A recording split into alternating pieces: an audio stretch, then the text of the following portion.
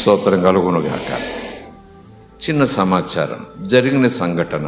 ఈ మధ్య కాలంలోనూ సంవత్సరం లెక్కలేదు కానీ ట్రైన్ వెళ్తూ ఉంది. ఒక పెద్ద అయిన ముసలైన ట్రైన్లో సువార్త ప్రకటిస్తున్నాడు.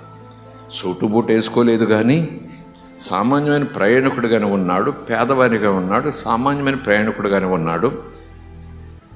ఆయన ఆ ట్రైన్లో అలాగా కంపార్ట్మెంట్లో తిరుగుతూ యేసుని నమ్ముకోండి, యేసు ప్రభు సజీవుడు, ఆయన చచ్చిపోలేదు, మన పాపాల కోసం చనిపోయాడు, ఆయన సజీవుడు, ఇప్పటికీ బ్రతికే ఉన్నాడు, ఆయనంది పాపక్షమాపణ అంటూ ఆ కంపార్ట్మెంట్లో తిరుగుతూ మళ్ళీ వెనక్కి వస్తామంటే ఒక ఆమెకు బాగా కోపం వచ్చింది. ఇక్కడ ప్రకటిస్తావేంటి అని కేకలేసింది. ఒక నెట్టు నెట్టింది. కాస్త తూలాడు కానీ ముందుకెళ్ళిపోయాడు. కూర్చున్నాడు. కానీ పరిశుద్ధాత్మ లే మాట్లాడన్నాడు. లేచాడు. మళ్ళీ కంపార్ట్మెంట్ చివరికి వెళ్ళాడు. ట్రైన్ నడుస్తూనే ఉంది.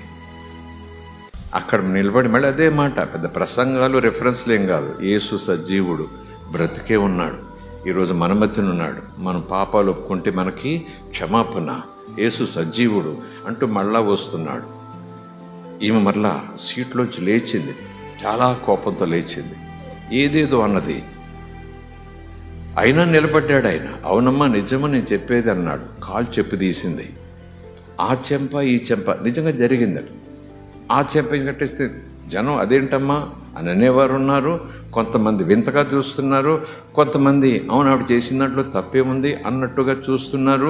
మరొకరు మేము చేయలేని పని ఆవిడ చేసింది అంటూ వాళ్ళ కళ్ళల్లో సన్మానం చూస్తున్నారేమో.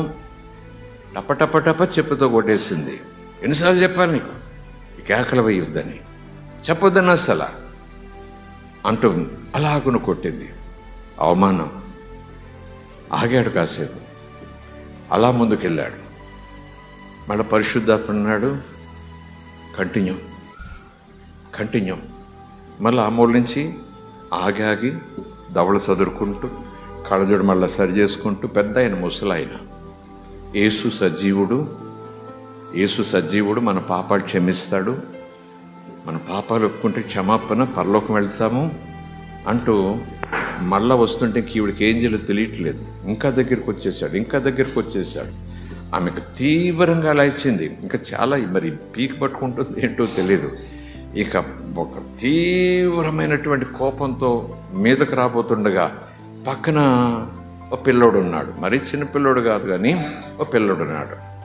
ఆ పిల్లోడు చటాన్ లేసి మమ్మీ ఆయన ఏం చేయకు, ఈయన్ని యేసుప్రభువే పంపాడు ఇక్కడికి అన్నాడట. ఆమె వెంటనే ఏడుస్తూ ఆ ముసలాయన కాళ్ళ మీద పడిపోయిందంట.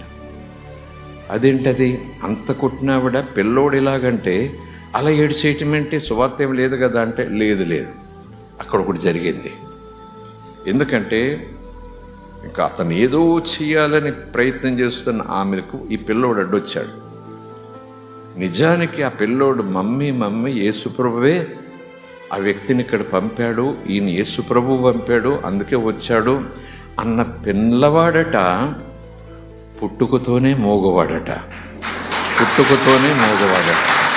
Praise the Lord, hallelujah, glory.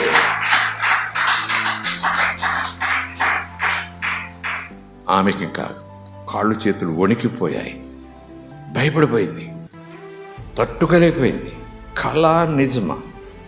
తాను కడుపులో పెంచింది, కన్నది, ఈరోజు వరకు పెంచింది, లేదు మూగోడు అలాగే. కానీ ఈరోజు మొదటి మాట, స్పష్టమైన మాట, దేవుడు ఈయన్ని ఇక్కడ పంపాడు అన్న మాట. ఆమె అలా కుర్రోని చూసి ఇంకా అసలు ఏం లేదు, బోరుని ఏడుస్తూ ముసలైన కాళ్ళ మీద పడిపోయి నాకు యేసు ప్రభువు కావాలన్నంతే. నేను అంటాను దేవుడు అలాగున కార్యాలు చేయబోతున్నాడు. స్తోత్రం కలుగునుగాక. ప్రభు కోసం మనం నిలబడాలంటే ఓపికతో నిలబడాలి, సహనంతో నిలబడాలి, తట్టుకుంటూ నిలబడాలి, ఓచుకుంటూ నిలబడాలి. మనం చేసేది చేసుకుంటూ పోవాలి. మనం ఏమి కూడా చేతులు వేయాల్సిన పని లేదు, నూనె జల్లాల్సిన పని లేదు, 10,000 ఇవ్వడం మీకోసం ప్రార్థన చేసిన పని లేదు. ఆయన చెప్పినది పరిశుద్ధాత్మ ప్రేరేపణతో చేసుకుంటూ పోతుంటే ఆయన నీ కూడా వచ్చి తన శక్తిని విడుదల చేస్తూ ఉంటాడు. రాబోయే దినాల్లో ఇంకా కుమ్మరించేస్తాడు ఆయన, చాలా కుమ్మరించేస్తాడు ఆయన. అవకాశం ఆయనకి ఇవ్వాలి, అవకాశం యేసయ్యకి ఇవ్వాలి. యేసయ్యకి ఇవ్వాలంటే ఆయన కోసం నువ్వు నిలబడాలి. ప్రైజ్ అలాడ్ హల్లెలూయా. పారిపోతే కుదరదు, నువ్వు నిలబడాలి, మౌనంగా నిలబడాలి. యేసు సజీవుడని చెబుతూనే ఉండాలి. దేవుడు కార్యములు చేయకపోతే ఆయన అడగాలి. ప్రైజ్ అలాడ్ హల్లెలూయా. దేవుని నామానికి స్తోత్రం.